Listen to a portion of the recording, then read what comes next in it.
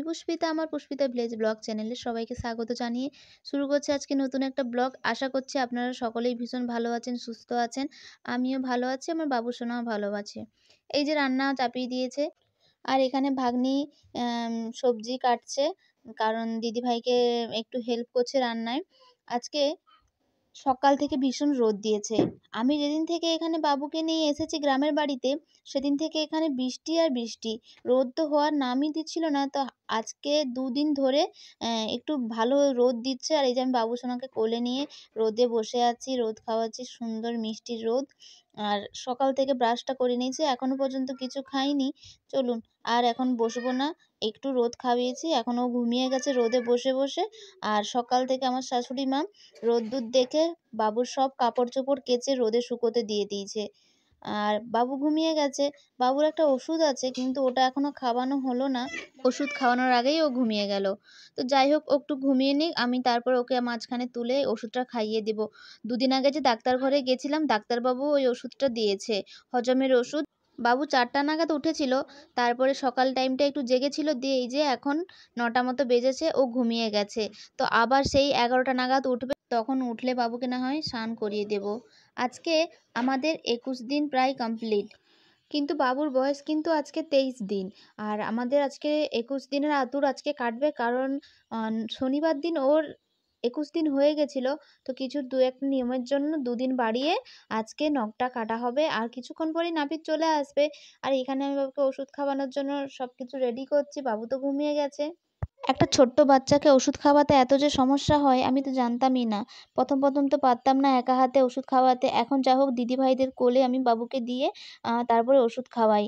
আর hospital থেকে ওকে যে ওষুধগুলো দিয়েছিল ওগুলা তো ও খেতেই পারত না। খাওয়ালেই কেমন যেন একটা করে উঠত। তার জন্য ওই ওষুধগুলো আমি ডাক্তারবাবুকে যখন দেখিয়েছিলাম, তো ডাক্তারবাবু আমাকে বলল যে ওই ওষুধগুলো খাওয়ানোর দরকার নেই। আর একটা ওষুধ বলল খাওয়াতে, আর দুটো ওষুধ বন্ধ করিয়ে দিয়েছে। আর ডাক্তারবাবু একটা ওষুধ দিয়েছে, ওটা খাওয়াই। আর হসপিটাল থেকে একটা ওষুধ দিয়েছে, ওটা খাওয়াই। আর ওগুলা খাওয়ার সময় বাবু কোনোরকম রিঅ্যাকশন করে না। খুব সুন্দরভাবে বাবু ওষুধগুলাকে খেয়ে নেয়। যাই হোক, এই যে বিছানাটা গুছানো হয়ে গেছে, রাতের বিছানা গুছিয়ে দিয়েছি। এখন প্রায় ১০টা ১০:৩০ মতো বেজে গেছে। আর রোদ্দুরে আমি কয়েকটা জামাকাপড় শুকোতে দেব। আজকের রোদ্দুরটা দেখে মনে হচ্ছে রোজই যদি এরকম রোদ্দুর দিত ভীষণ ভালো হতো। বাবুকে যেদিন আমি হাগিস পরাই না, সেদিন কিন্তু অনেকগুলো কাপড় হয়ে যায়। আর সব কাপড়গুলো সকালে আমার শাশুড়ি মা কেচে দেয়। এখন এই যে বাবুর জলটা রোদে দেওয়া হয়েছে, স্নান করবে, তার বেশ কিছুদিন হলো এখন আর তেমন ভালো ভিডিও দিতে পারছি না। আর কারণ বাবুকে সময়টা বেশি দেই, তার জন্য। এখন ৬টা মাস সংসারের কাজেও ছুটি। দিদিভাইরা আছে, ওরা দুজনে মিলে সংসারের কাজ প্রায় সামলেই নেয়। আমি চেষ্টা করব সবসময় দিদিভাইদেরকে টুকিটাকি হেল্প করার। আর এখানে আমি চা করেছি শ্বশুর আর শাশুড়ি মার জন্য। আর আমিও এখন তোমাদের দাদাভাইকে চা দিয়ে দিয়েছি। সকাল থেকে চা আর মুড়ি অল্প করে খেয়ে নেব। যে ৮টা দিন আমি হসপিটালে ভর্তি ছিলাম, তোমাদের দাদাভাই প্রায় ওখানে যাওয়া আসা করতো আর রাতেও থাকতো। তো তোমাদের দাদাভাই সেই দিন থেকে যে শরীর খারাপ হয়েছে এখনো পর্যন্ত ভালো হয়নি। তোমাদের দাদাভাই একটু অসুস্থ। ডাক্তারের কাছ থেকে ওষুধ এনেছে। ডাক্তারবাবু বলেছে সারাদিন একটু টেক কেয়ারের মধ্যে থাকতে, খাওয়া-দাওয়া ঠিকঠাক করতে। কিন্তু ও তো ওখানে একা থাকে, নিজে হাতে রান্নাবান্না করে। আমি যতদিন ছিলাম দুজনে মিলে সময়টা পার হয়ে যেত। এখন ও ওখানে একা থাকবে। আর আমি বাবুকে নিয়ে গ্রামের বাড়িতে যেহেতু চলে এসেছি, এখন ওখানে যাওয়ার কোনো কথাই উঠছে না। কারণ তোমাদের দাদাভাই ওখানে একা নিজে হাতে যখন রান্নাবান্না করে, তার উপর আবার দোকানটা সামলায়, অনেকটা সমস্যা হয়ে যায়। আর ওখানে বাচ্চা নিয়ে তো থাকা যাবে না, কারণ ওখানে কোনো পরিবার নেই। দুজনে থাকলে একটা ছোট্ট বাচ্চাকে সামলাতে খুব অসুবিধা হবে। আর যেহেতু পরিবারটা এখানে সবাই আছে, তার জন্য সত্যি মা হয়ে অনেকটা দায়িত্ব কর্তব্য বেড়ে গেছে। এই যে আমার এখানে স্নান হয়ে গেছে, তাড়াতাড়ি করে স্নান করে চলে এসেছি, কারণ বাবু ওখানে স্নান করার পর মা ওকে শুইয়ে দিয়েছে। ও নাকি খেলা করছে, কিন্তু বেশিক্ষণ তো খেলবে না, কারণ বাচ্চা ছেলে তাড়াতাড়ি খিদে পেয়ে যায়। আর আমি এখানে আমাদের যে ছোট্ট পুকুরটা আছে, আমাদের যে গঙ্গা পুজোর নিয়ম আছে, সেই গঙ্গা পুজো করার জন্য এখানে আমি চলে এসেছি। আমার শাশুড়ি মা আমাকে সবটা বলে দিচ্ছে দাঁড়িয়ে দাঁড়িয়ে, আর আমি এখানে পুজোটা সেরে নিচ্ছি।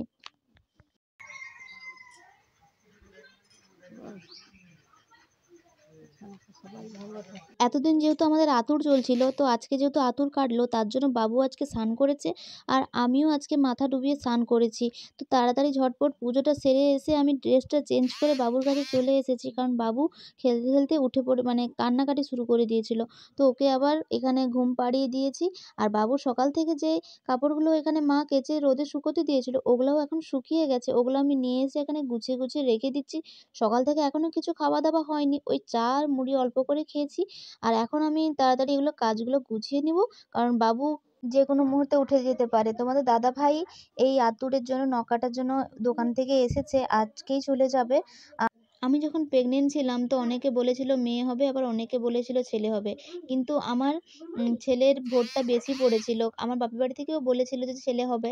তো বলেছিল যে ছেলে বাচ্চা পেটে থাকলে নাকি মাথার চুল অনেক লম্বা হয়ে যায়। আর মেয়ে থাকলে মাথার সব চুল উঠে যায় আর মায়েরা নাকি অসুন্দর হয়ে যায়।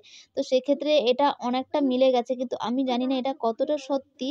আর যেহেতু গ্রামের দিকে আমরা থাকি তো এইসব নিয়মকানুনগুলো অনেকটাই চলে। অনেকে এইসব কথাগুলো বিশ্বাস করে না। আমি কিছু কথা বিশ্বাস করি আবার কিছু কথা বিশ্বাসও করি না। কারণ মা ঠাকুমাদের কথা তো ফেলে দেওয়ার নয়। যাই হোক এখন রোদে চুলটা শুকিয়ে নেব। আবার বলে যে রোদে চুল না শুকনো করলে বাচ্চার ঠান্ডা লেগে যাবে। তার জন্য ১ ঘন্টা ধরে দাঁড়িয়ে, দাঁড়িয়ে মাথার চুলটা শুকনো করে নিয়েছি। আর এখন আমি খেতে বসে পড়েছি। দুপুর প্রায় এখন ১:৩০ মতো বেজে গেছে। তোমাদের দাদাভাই যেহেতু অসুস্থ তার জন্য ওকে হালকা পাতলা একটু খাড়া দিয়ে একটা আলু বেগুনের তরকারি করে দেওয়া হয়েছে জিরে দিয়ে। আর আমিও ওই তরকারিটা খাচ্ছি। আর খাওয়া-দাওয়া হয়ে গেছে। বাসন-কোসনগুলো মেজে নেব। দিদিভাইরা আগে খেয়ে নিয়েছে। তোমাদের দাদাভাই অসুস্থ ঘুমিয়ে গেছিল। তো ওকে তোলার পরে আমরা দুজনে মিলে খাওয়া-দাওয়া করে কলের কাছে থালাগুলো নিয়ে চলে এসেছি আর মাজতে বসে গেছি। আর যতদিন প্রেগনেন্ট ছিলাম তখন প্রায় অনেক কিছু কাজই আমি করিনি। যেটুকু পারতাম নিজের হাতে করতাম।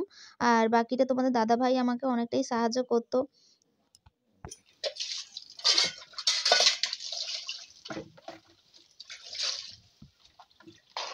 হসপিটাল থেকে ছাড়া পাওয়ার পরে যে কটা ওষুধ হসপিটাল থেকে দিয়েছে সেই ওষুধগুলো এখনও চালিয়ে যাচ্ছি।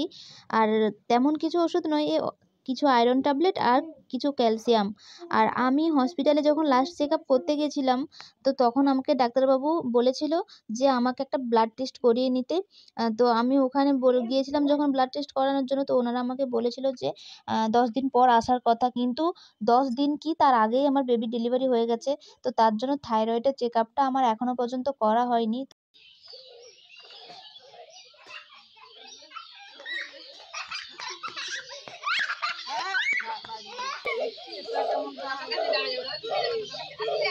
ভিডিওটাকে আর বেশি বড় করলাম না। আজকে আমার ব্লগটা এই পর্যন্ত ছিল। ব্লগটা যদি ভালো লাগে চ্যানেলটিকে অবশ্যই সাবস্ক্রাইব করে দিবেন আর ভিডিওটিকে লাইক করে দেবেন। দেখা হচ্ছে পরের ভিডিওতে। ততক্ষণ ভালো থাকবেন, সুস্থ থাকবেন। Tata, bye bye.